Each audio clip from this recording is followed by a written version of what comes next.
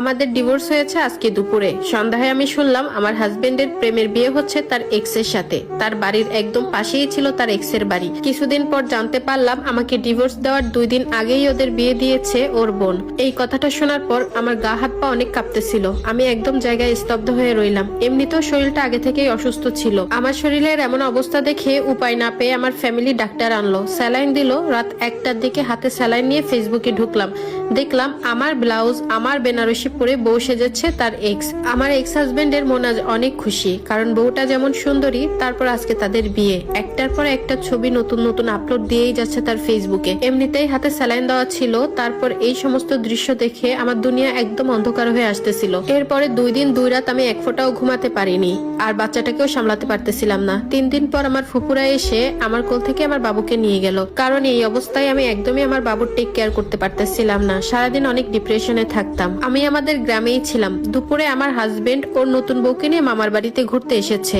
আমার শাড়ি পরিয়ে আমার বাড়ির সামনে দিয়ে গিয়েছে। ওর মামার বাড়ি আমার বাড়ির পাশেই।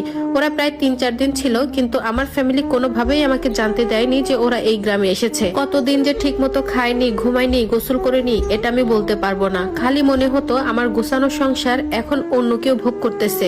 এসব ভেবে প্রতিটা রাত কান্না করতে করতে আমি অসুস্থ হয়ে পড়তাম। আমার সেই মানুষটার পাশে অন্য কেউ ঘুমায়, অন্য কেউ ওর গায়ের গন্ধ নাই।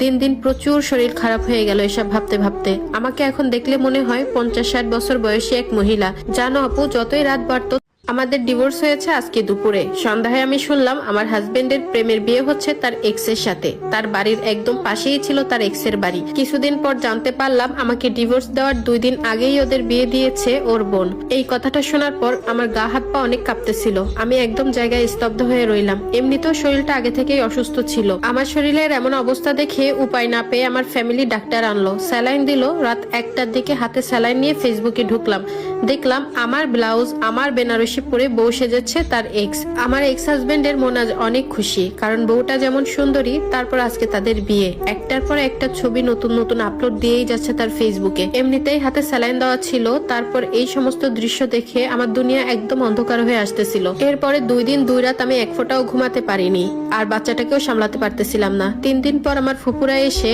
আমার কোল থেকে আমার বাবুকে নিয়ে গেল, কারণ এই অবস্থায় আমি একদমই আমার বাবুর টেক কেয়ার করতে পারতেছিলাম না। সারাদিন অনেক ডিপ্রেশনে থাকতাম। আমি আমাদের গ্রামেই ছিলাম। দুপুরে আমার হাজবেন্ড ওর নতুন বউকে নিয়ে মামার বাড়িতে ঘুরতে এসেছে। আমার শাড়ি পরিয়ে আমার বাড়ির সামনে দিয়ে গিয়েছে। ওর মামার বাড়ি আমার বাড়ির পাশেই।